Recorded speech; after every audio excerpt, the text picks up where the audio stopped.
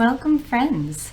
Welcome to my first attempt at a video column, which I will be basically just reading the column as well. So you don't need to do both, but maybe a little bit more fun for people who are like, I don't want to read.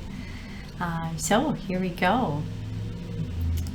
It's been a while since I was last writing, and most of you will know that our office has gone through some major self-induced changes in the past year, even while we've been under a work from home order half the time. Excuses, I know, but I am back to writing now, hopefully for good. The evolution of our business continues, and I have 3 major goals for the upcoming year, although they shouldn't be near as disruptive, but I personally think they'll be a lot more exciting.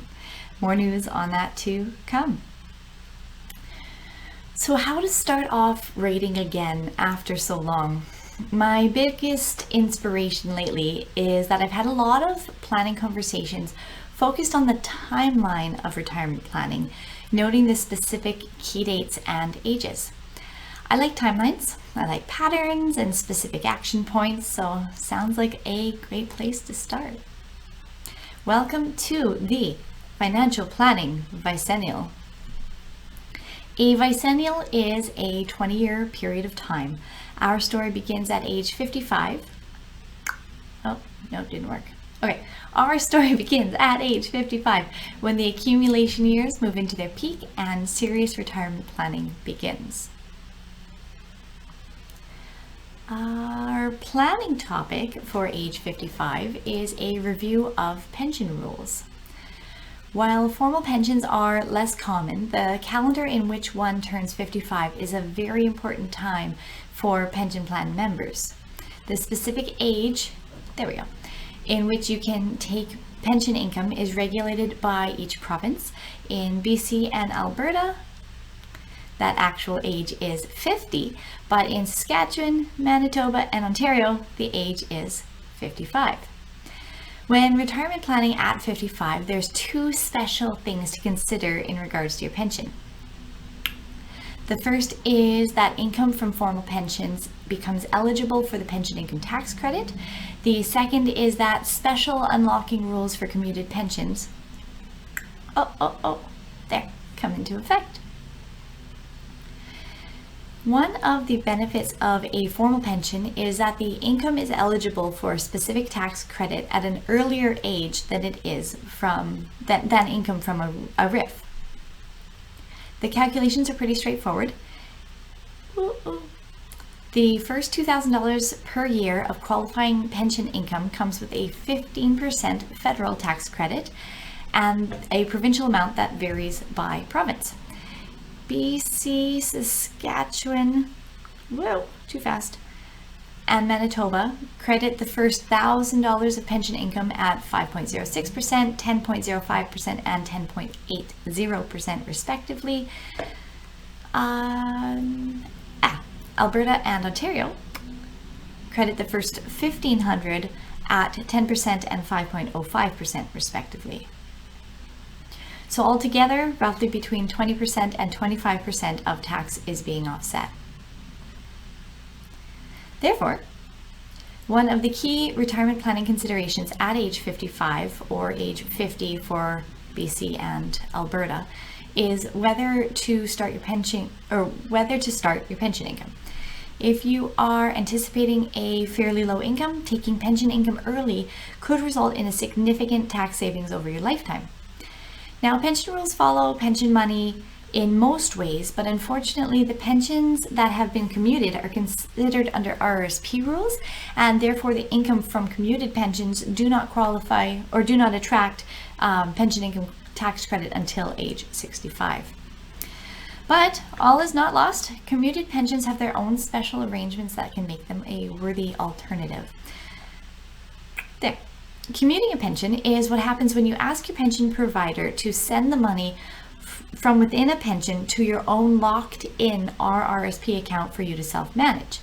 There are lots of reasons why you would want to do this, but some of the main ones would be if the pension company is on shaky financial grounds and you don't trust them to provide your income for the next 40 odd years. If you are single or have a shortened life expectancy and want to create an estatable asset in the event of your death. Many pensions are managed conservatively, so commuting may provide you with an opportunity to achieve higher returns. Or if you have several smaller pensions under the same jurisdiction or are eligible for unlocking and would like to consolidate them together to make income planning easier. Two quick things. Sometimes there are age caps on commuting a pension.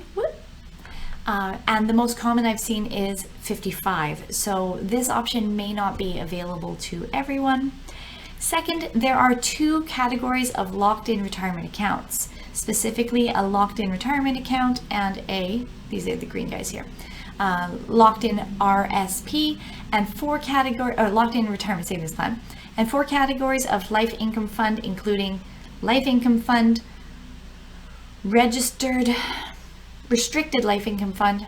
Shoot, I'm not going to get that right, am I? Locked-in retirement income fund and prescribed income fund, each with different rules and jurisdictional availability.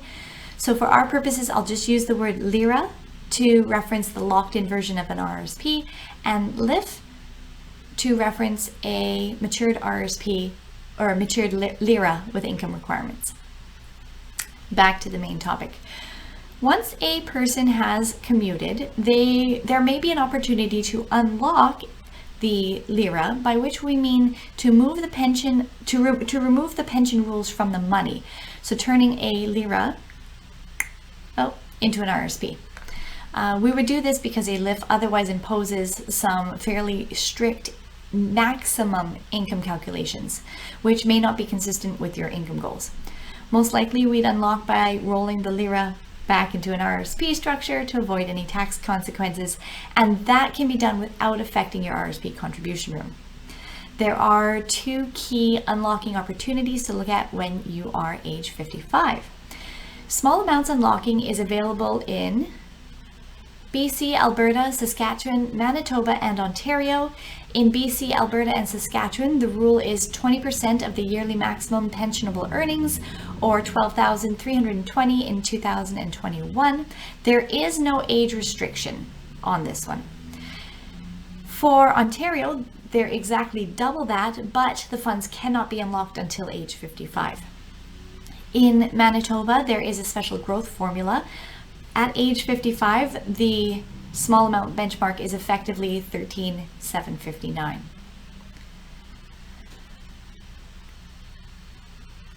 Alberta, Manitoba, and Ontario also have a one-time 50% unlocking provision, but you must move 50% of the LIRA that remains locked in into a life income fund, and you can't open a life income fund until you're 50 in Alberta, BC, or 55 in Saskatchewan, Manitoba, Ontario.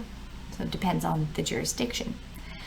Interestingly, the 50% unlocking rule can be used in combination with the small amounts rule. So if you unlock half of your LIRA to your RSP and the other half moves to a LIF, if the LIF amount is now under the small amounts limit, that LIF can be unlocked back into a RIF. While a transfer from a LIRA to a LIRA to a LIF is irreversible, a transfer from an RSP to a RIF is completely reversible. So you could end up being able to roll the entire LIRA balance back into your RSP. If you're careful about it and do it within the same calendar year, there are no income requirements and therefore no tax consequences. It is worthy to note that Saskatchewan and Manitoba LIFs have no withdrawal maximums and basically operate the same as a RIF does.